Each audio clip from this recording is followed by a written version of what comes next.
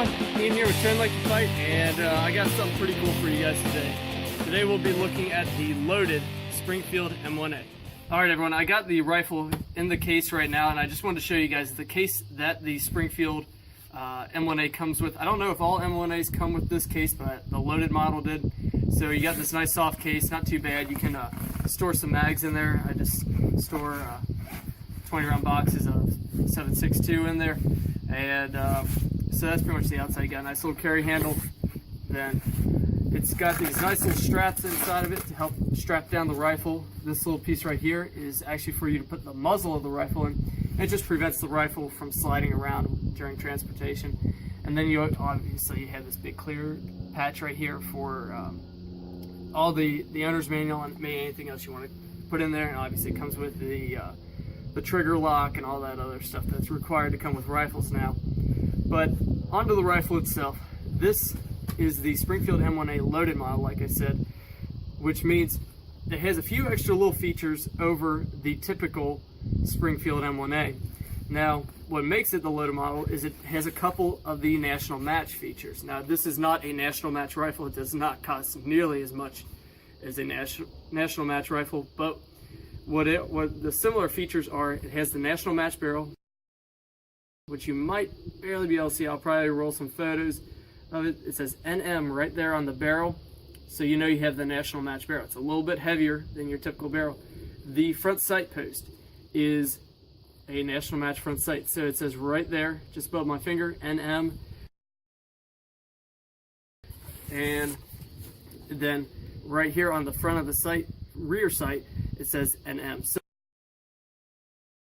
So it has some enhanced sights on it, a better barrel, and the trigger is not the national match trigger, but it is from what I've read and what I've heard, that this trigger is a little more, it's been tuned. It's the typical Springfield M1A trigger, but it's been tuned to have a smoother break, so it has the same trigger pull or weight as your typical M1A, but the break is a little cleaner. So I have noticed I do like the trigger. It does break very cleanly.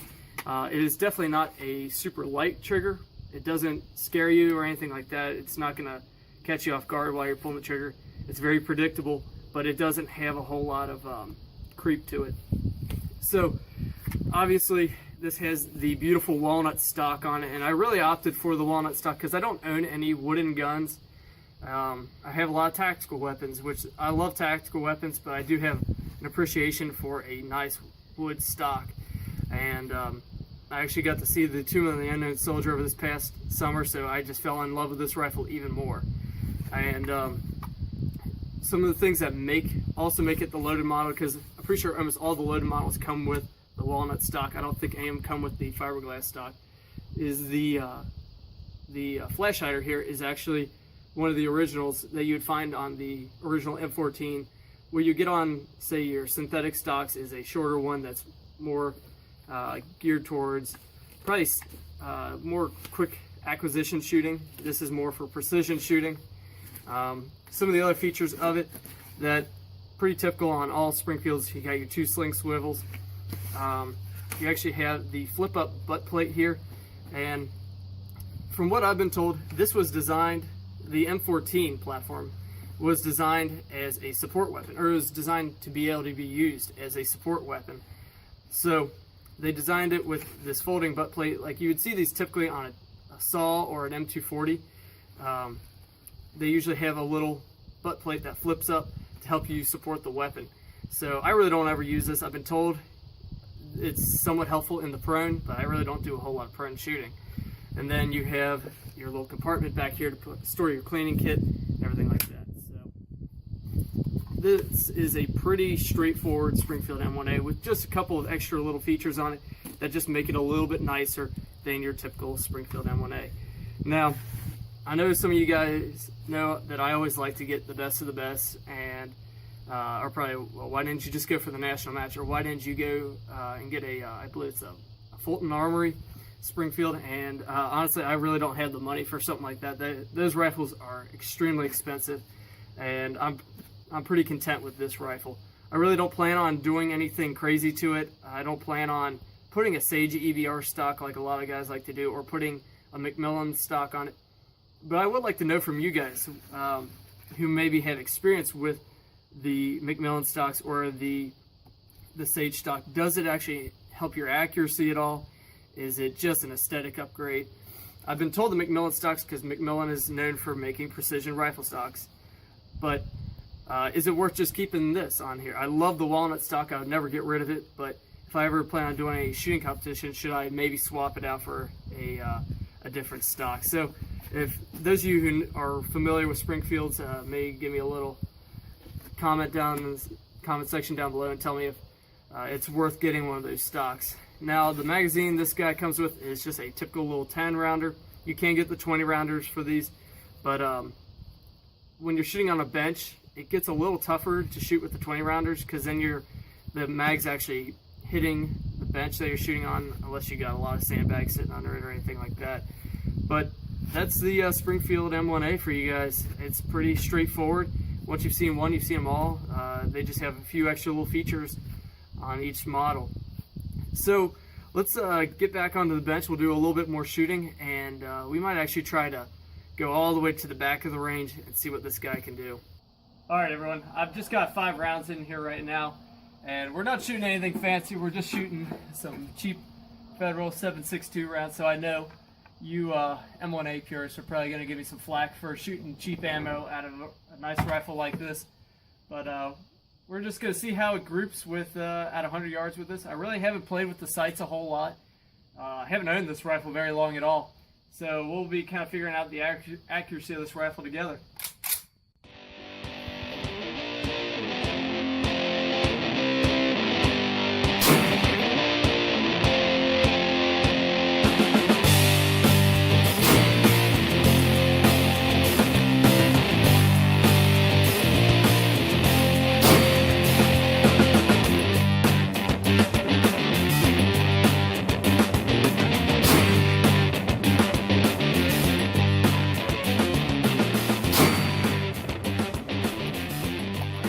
Let's go downrange and take a look at our target.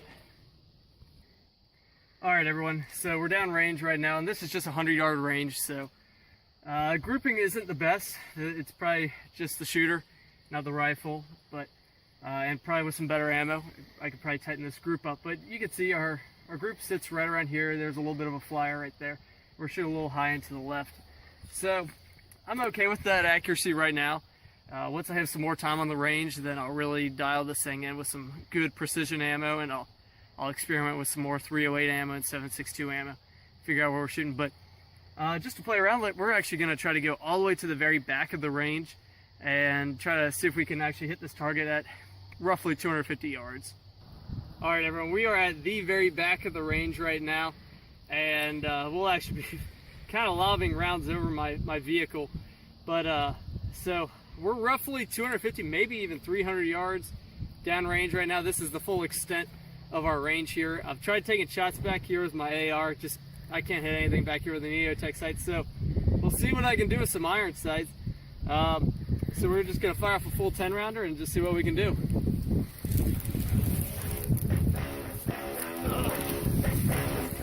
So I'm just kind of using my bench rest right here.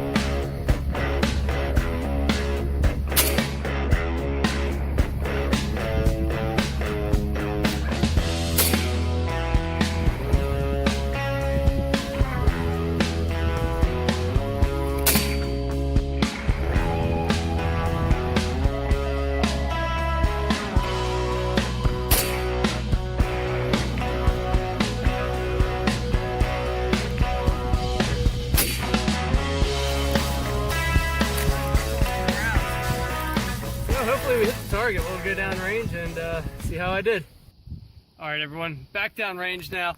And I will say I'm thoroughly impressed that I actually did hit the target with, it was no time at all working with these sights.